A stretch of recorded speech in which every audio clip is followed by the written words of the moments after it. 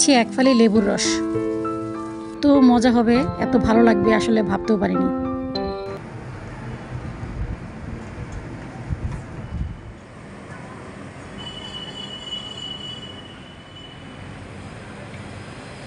Hello everyone, আসসালামু আলাইকুম।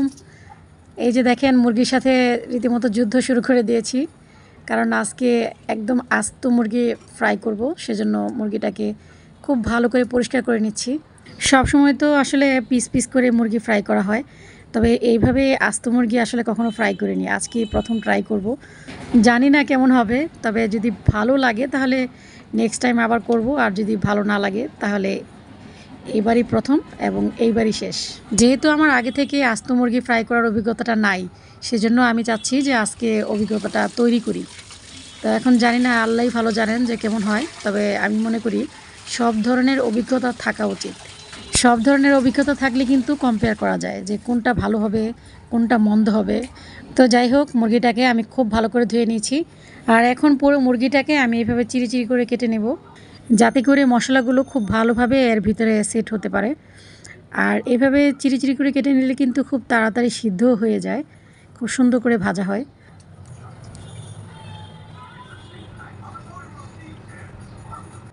এখন মুরগির গলাটাও কেটে নিচ্ছি। ব্যাস, এই তো সবগুলো সাইড আমার খুব সুন্দর করে কাটা হয়ে গেছে। এখন ম্যারিনেট করার পালা। দিয়ে দিচ্ছি সবার প্রথমে পেঁয়াজ বাটা, আর এখন দিব 2 চামচ আদা রসুন বাটা। মশলাটা আমি একটু বেশিই দিব গ্রেভি করার জন্য। এখন দিয়ে দিচ্ছি নিজের হাতে বানানো টমেটো সস। ভাজা মুরগির সাথে একটু গ্রেভি হলে ভালো হয়, রুটির সাথে জমিয়ে খাওয়া যায়।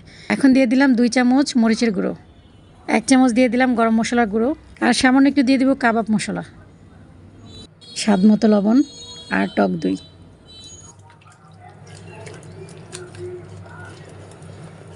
এখন দিয়ে দিচ্ছি 2 চামচের মতো জলপাইয়ের আচার। আমি কিন্তু এখানে আরও 1 চামচের মতো মরিচের গুঁড়োটা ব্যবহার করেছি, আর সামান্য একটু লবণ ব্যবহার করেছি। যেহেতু টক দইটা ব্যবহার করেছি, তাই আমি হলুদের গুঁড়োটা একেবারেই দিচ্ছি না।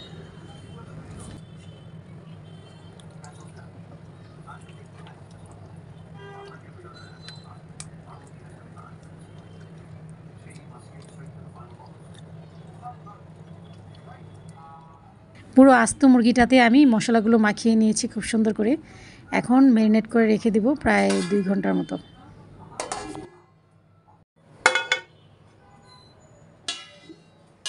এভাবে ডুবো মশলাতে সারা রাত রেখে দিতে পারলে অনেক ভালো হতো। আমি কিন্তু একদম অল্প তেল দিয়ে মুরগিটাকে ফ্রাই করব, মানে বারবিকিউ টাইপের মতোই করে ফ্রাই করব আর কি। চুলার আঁচটা আমার একেবারে লোতে আছে, আর এখন ঢেকে দিচ্ছি সিদ্ধ হওয়ার জন্য।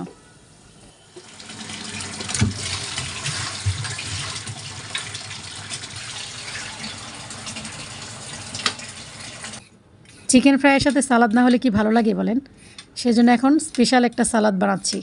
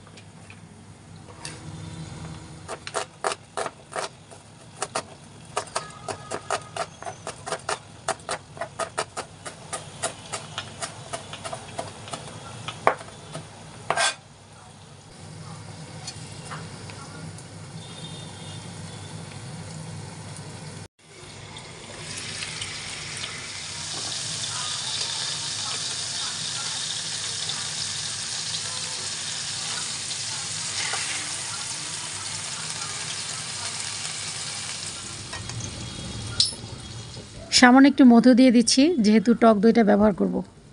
আর দিয়ে দিচ্ছি 1 ফালি লেবুর রস, আর একদম সামান্য থেকে সামান্য একটু লবণ ব্যবহার করছি। না দিলে হয়তো আর বেশি ভালো হতো, যেহেতু কোনো কিছু দিয়ে খাবো। আর যদি এমনি এমনি খেতাম তাহলে লবণের পরিমাণটা আর একটু বেশি দেয়া লাগতো আর কি।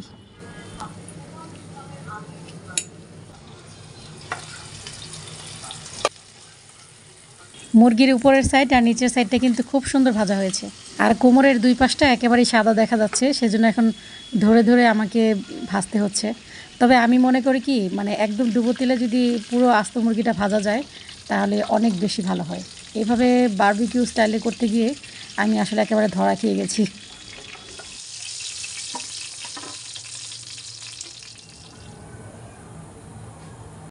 এখন এই বাড়তি মশলাটুকু আমি তেলের সাথে দিয়ে খুব সুন্দর করে ভাজা ভাজা করব।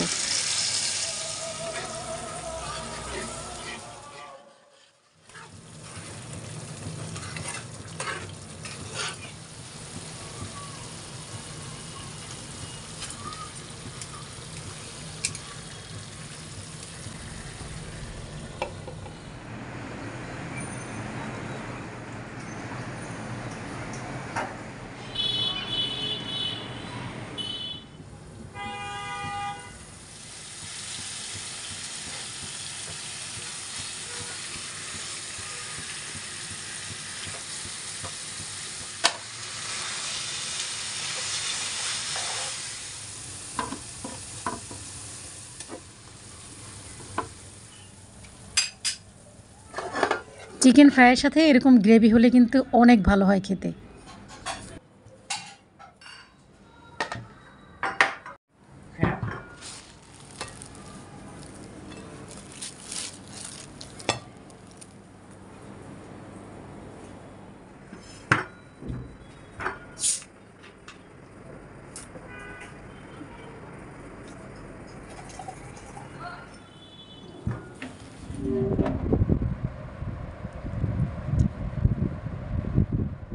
সাথে একটু গ্রেভি দিয়ে তারপর খাচ্ছি। চিকেন ফ্রাইটা খেতে অসম্ভব মজা হয়েছে, এত মজা হবে, এত ভালো লাগবে আসলে ভাবতেও পারিনি। ভিডিওটি ভালো লাগলে প্লিজ একটা লাইক করে দিবেন। আজ এই পর্যন্তই, ফিরে আসবো নতুন আরেকটি ব্লগ নিয়ে। সেই পর্যন্ত সবাই ভালো থাকবেন, সুস্থ থাকবেন। আল্লাহ হাফেজ, আসসালামু আলাইকুম।